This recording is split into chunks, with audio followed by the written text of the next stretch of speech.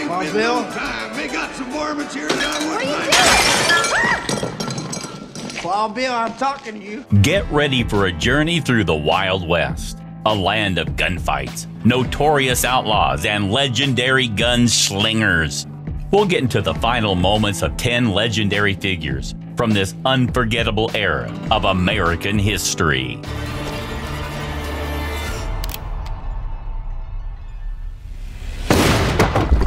Number 1, Doc Holliday.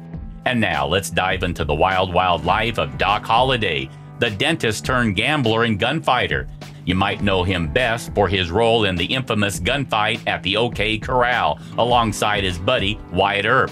But get this, despite the legends, he probably only took down 1 to 3 guys, not the dozen some stories claim. Doc Holliday's life is like something straight out of a Hollywood movie, and guess what? It actually inspired a bunch of them.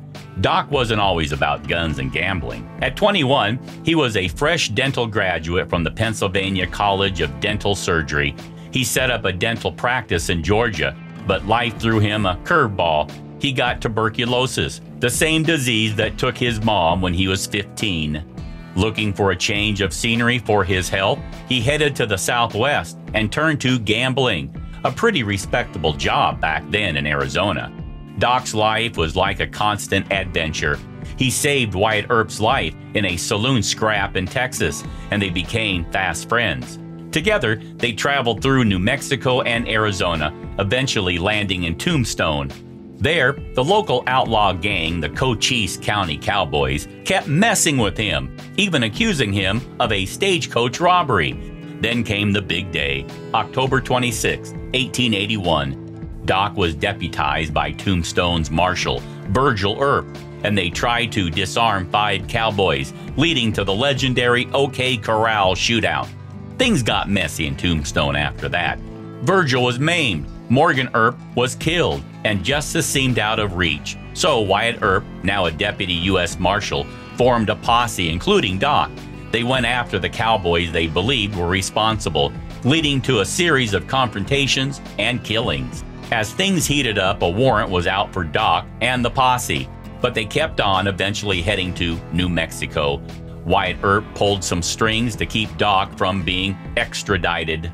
Sadly, Doc's health declined, and he spent his last years in Colorado, passing away at 36 in the Hotel Glenwood from tuberculosis. Doc Holliday's life was a mix of tragedy, bravery, and legend. A dentist turned legendary figure of the Wild West. His story is a reminder of how unpredictable and fascinating history can be. Number 2, Butch Cassidy. Butch Cassidy was the infamous American outlaw and the brains behind the Wild Bunch Gang. Born on April 13, 1866 in Utah, Butch's life was like something straight out of a Western movie. So Butch, whose real name was Robert Parker, picked up the name Cassidy from Mike Cassidy, a seasoned outlaw who taught him all about cattle rustling and gunslinging between 1884 and 1887.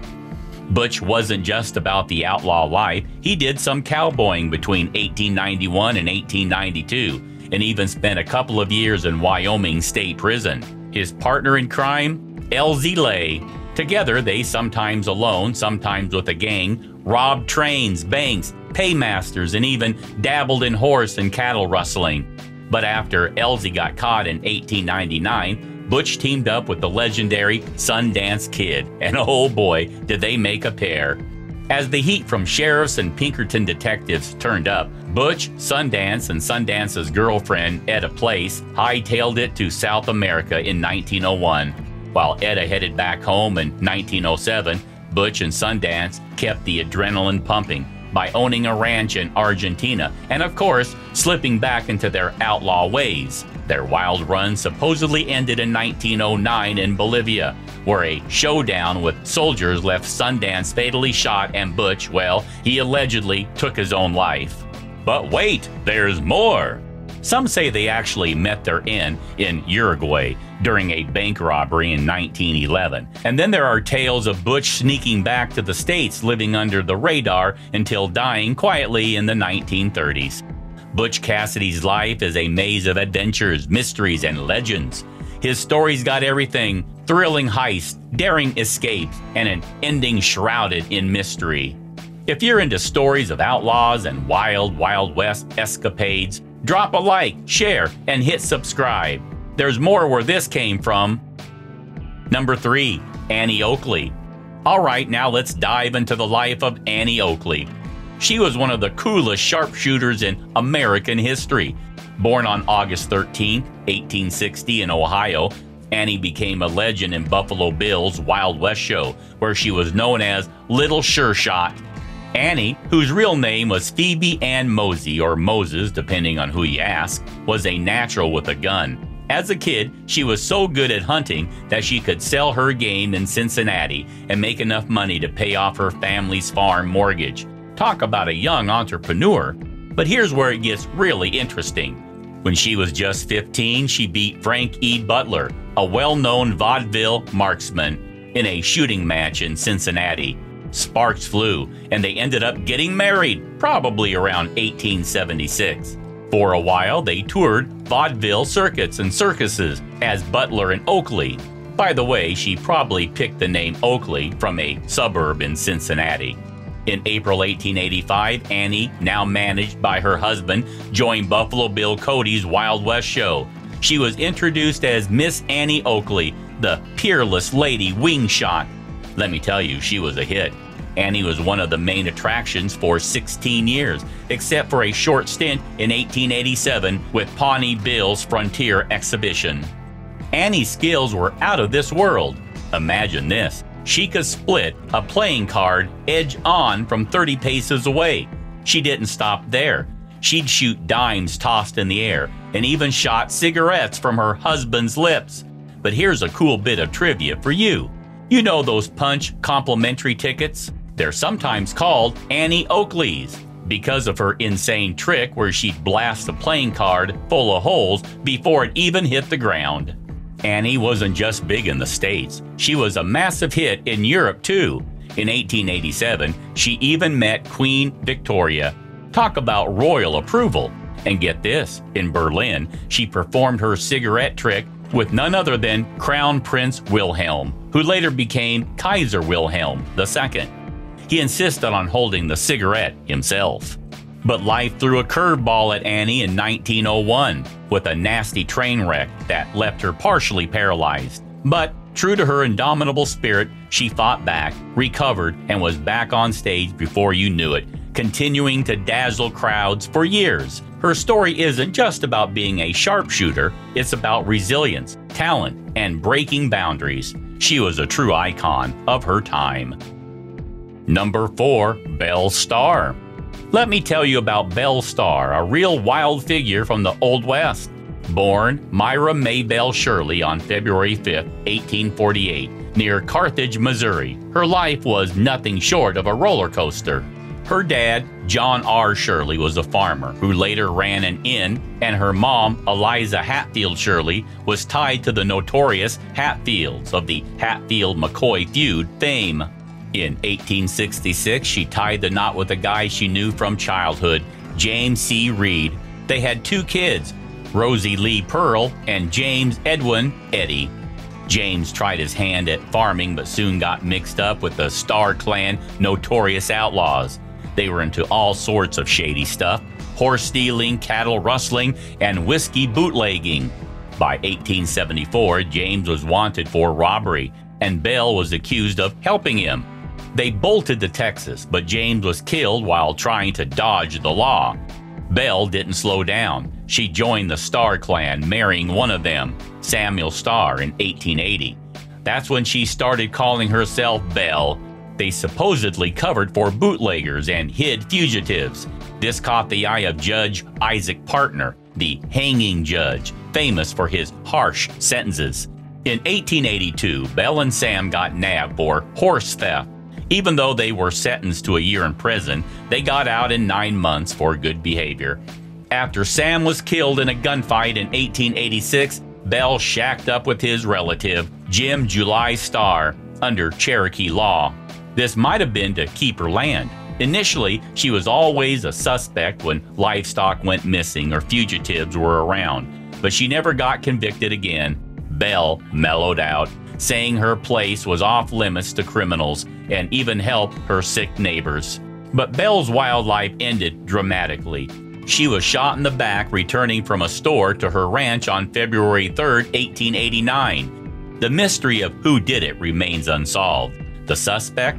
A rival outlaw, an ex-lover, her husband, even her own son. But the true identity of Belle Starr's killer remains one of those Old West mysteries. Number 5. Buffalo Bill Cody. Let me tell you about Buffalo Bill, a real legend of the American West. Born on February 26, 1846 in Iowa, he had quite the life before he passed away in Denver on January 10, 1917. Buffalo Bill was a jack of all trades, hunting buffalo, scouting for the U.S. Army, riding for the Pony Express, fighting against Native Americans, and even acting. But what really made him famous was his Wild West show. It was a big hit, mixing real-life experiences with a bit of showbiz, and it turned him into one of the first worldwide celebrities. Bill's life was tough from the start. His dad, Isaac, moved the family from their farm in Iowa to Kansas. Things were pretty heated in Kansas back then when people fighting over slavery. Isaac was against slavery and got stabbed while giving a speech. He died from those wounds in 1857. To help the family, Bill started working super young. At just 9 years old, he worked for a freight company using his skills as a horseman. Now, about his time with the Pony Express. It's a bit of a mystery. Official records don't mention him, but there's plenty of evidence, including his own words that he rode for them. He was only 14 when he started in 1860. He'd already been delivering messages for the same company, so they knew he was good with horses. They started him off with a relatively short route, just 45 miles, but it was the beginning of his adventures. Buffalo Bill's life was like a roller coaster during the American Civil War from 1861 to 1865. First, he was a Union scout, fighting against tribes like the Kiowa and Comanche.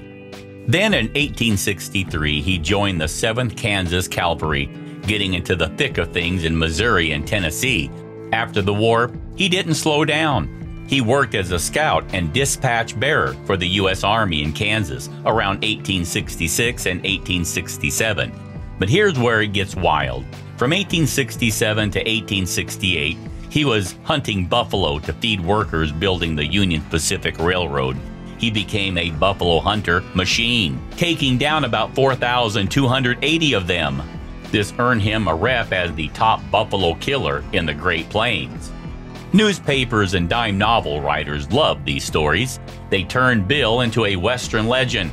Writers like Ned Buntline and Prentice Ingram pumped out tales that made him larger than life. Then in 1872, Cody got into showbiz.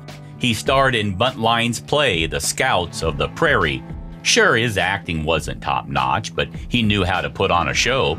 For 45 years, he wowed crowds as an entertainer. Bill kept up with his Wild West show until 1916, even when he was 71 and needed help getting on his horse. The show was a hit both in the U.S. and internationally. But despite its success, Bill's finances took a hit due to some bad investments, like a dud gold mine. He lost a lot of the money he made in entertainment. His last public appearance was just 2 months before he died, ending a truly epic chapter in American history. Number 6. Wild Bill Hickok.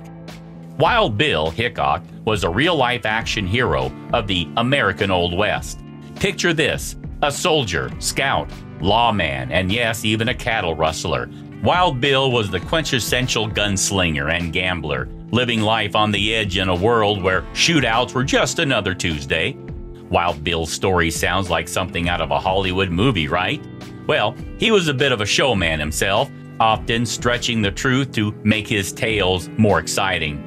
He was like that friend who always has an unbelievable story to share, except his stories became the stuff of legend. Born on an Illinois farm, Wild Bill didn't stick to plowing fields. At 18, He was already living life on the run, eventually becoming a stagecoach driver and then a lawman in the wild territories of Kansas and Nebraska. During the Civil War, he was a spy and soldier for the Union Army. After the war, he kept busy as a scout, marksman, actor, and of course, a professional gambler. Wild Bill's life was a series of adventures and gunfights. His most famous and final moment came in 1876 in a Deadwood saloon, where he was shot by Jack McCall while playing poker. The cards in his hand at the time, the infamous dead man's hand, black aces and eights. Now Wild Bill is a staple of frontier history. He's been immortalized in films, books, and TV shows. But here's the thing. Separating fact from fiction in Wild Bill's life is a challenge. He's often portrayed as a hero, but historical accounts vary, and many of his alleged exploits were exaggerated, sometimes by Wild Bill himself. In reality, according to his biographer, his career as a gunfighter was relatively short, and he likely had only 6 or 7 actual gunfights. So, what's the real story of Wild Bill Hickok? He was a man of his time, living in a lawless and wild era, making a name for himself in ways that captured the imagination of people then and now. Whether hero or showman, he remains an iconic figure of the Wild West. Number 7. Billy the Kid. Billy the Kid was also known as Henry McCarty or William H. Bonney. If you didn't know, his life reads like an old Western movie, so let's get into it. Born in New York City to Irish Catholic parents in 1859, Billy's exact birthday is a bit of a mystery. It could be September 17th or November 23rd. Nobody's really sure. He was baptized Patrick Henry McCarthy, and he had a younger brother named Joseph, born in 1863. Now, Billy the Kid wasn't just some cowboy. He was an infamous outlaw and gunfighter, rumored to have taken down 21 men by the time he was just 21 years old. He was smack in the middle of New Mexico's Lincoln County War, where he supposedly committed 3 murders. Life got tough for Billy early on. He became an orphan at 15 and got into trouble for stealing food at 16.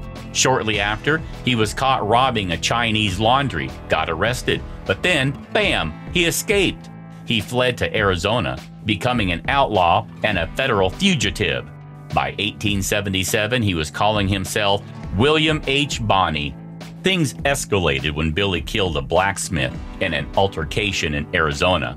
He became a wanted man and hightailed it back to New Mexico, where he joined a group of cattle rustlers.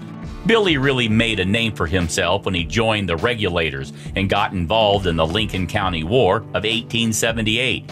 He ended up being charged with the murders of 3 men, including the local sheriff. Billy's fame, or infamy, skyrocketed in December 1880 when newspapers in New Mexico and New York started writing about his crimes. Sheriff Pat Garrett nabbed him later that month. In 1881, Billy was tried and convicted of murder and was sentenced to hang. But get this, he escaped jail by killing 2 deputies. He was on the run for over 2 months until Garrett tracked him down and shot him in Fort Sumner in July 1881, ending the legend of Billy the Kid at just 21 years old. Number 8. Calamity Jane. Now let's talk about one heck of a wild character from the American frontier, Martha Jane Canary, but you probably know her as Calamity Jane. She was a frontierswoman, a sharpshooter, and boy, could she spin a tale. Calamity Jane was not just famous for her adventures. She was buddies with the legendary Wild Bill Hickok, and even shared in Buffalo Bill's Wild West show. But here's the kicker. Despite her daredevil lifestyle, Jane had a huge heart, especially for those who were sick or in need. Oh, and she totally rocked men's clothing like a boss. Now, her life story sounds like something straight out of a movie. She hit the Wild West in a wagon train as a kid, but tragedy struck when she lost both her parents, leaving her to fend for herself. She did all sorts of jobs, from cooking to being a dance hall girl, you name it. By 1876, she found herself in Deadwood, South Dakota, where she started hauling goods and machinery as a bullwhacker. It's around this time she probably met Hickok. although their friendship was short-lived since he was shot dead not long after. There are all sorts of rumors about her and Hickok, even tales about a secret marriage and a kid, but who knows what's true, right? Regardless, by the late 1870s, Calamity Jane was a celebrity in Deadwood, with magazine writers all over her wild stories. Fast forward to 1891, Jane married Clinton Burke after living with him for 7 years.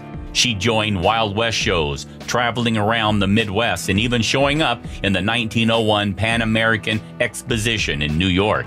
But things got rough. She struggled with alcoholism and ended up back in Deadwood, living in poverty. In her final days, Jane was back in the Black Hills, helping out Madame Dora Dufran by cooking and doing laundry. In July 1903, after a heavy drinking spree on a train, she fell ill and sadly passed away on August 1st from inflammation of the bowels and pneumonia. She was buried right next to Hickok in Deadwood. Calamity Jane's life was a wild ride, filled with ups and downs, legends, and hard truths. Number 9. Jesse James. Jesse Woodson James is a name that echoes through American history as a notorious outlaw and a figure shrouded in legend. Born on September 5, 1847 in Kearney, Missouri, Jesse's life was anything but ordinary. Jesse and his brother Frank weren't your typical outlaws. They came from a well-educated, respected family of farmers. Their dad, Reverend Robert James, was a Baptist minister who, along with their mother, Zerelda, moved from Kentucky to Missouri in 1842. But things took a dark turn in 1863 when Union soldiers brutally attacked their farm. At just 16, Jesse and Frank joined the Confederate guerrilla soldiers, teaming up with the likes of William Quantrill and the infamous Bloody Bill Anderson. Now, there's a bit of debate among historians about the brothers. Some say they were pretty harsh to Union soldiers, while others think their tough experiences pushed them towards a life of crime. Either way, after the war, they felt wronged by the harsh laws and started taking matters into their own hands, robbing trains, stagecoaches, and banks linked to the North.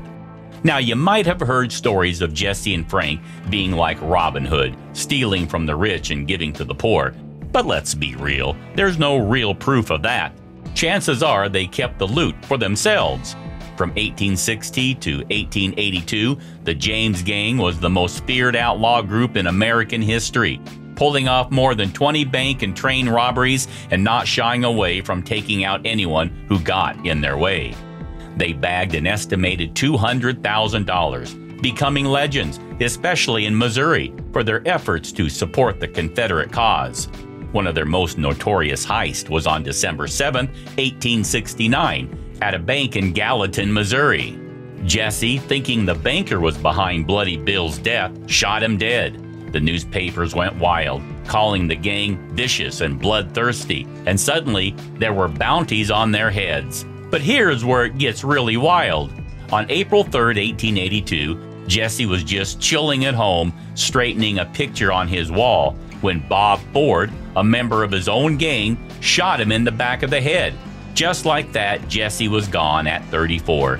The way he was taken out caused a huge uproar in Missouri.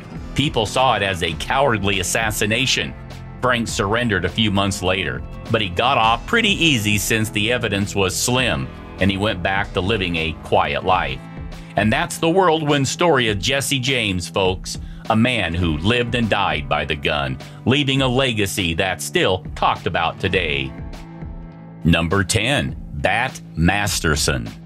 Bat Masterson was a true legend of the Wild West. He was a gambler, saloon keeper, lawman, and a newspaperman. He was no ordinary guy.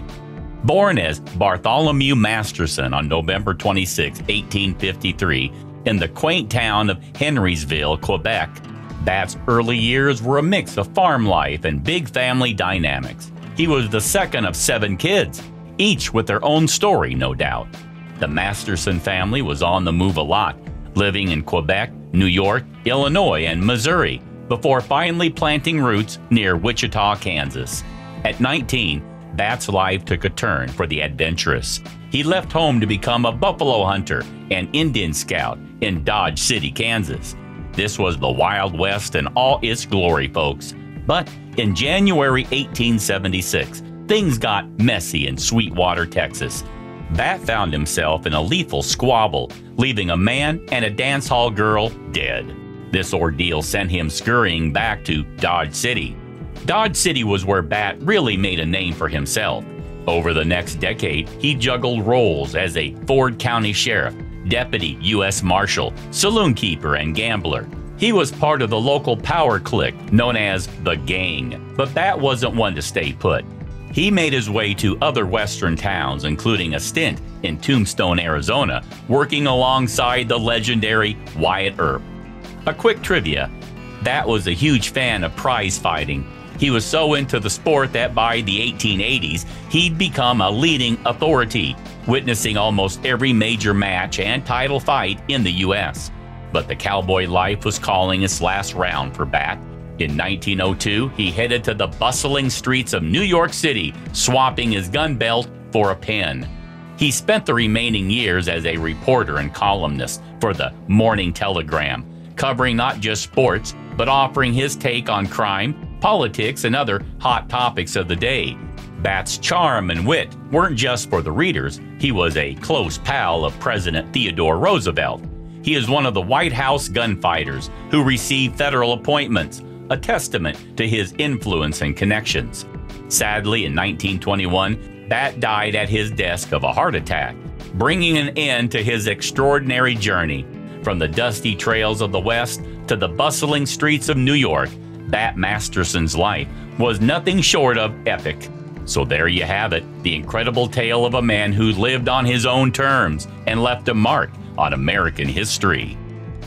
And there you have it, folks, the tales of 10 legendary figures who carved their names into the rugged landscape of the Wild West, only to meet their end in ways as dramatic as their lives. From showdowns under the blazing sun to mysterious circumstances shrouded in whispers, their stories have traveled through time, reminding us of an era both wild and untamed. All right, that's it for today. Thanks for watching. See you in the next video.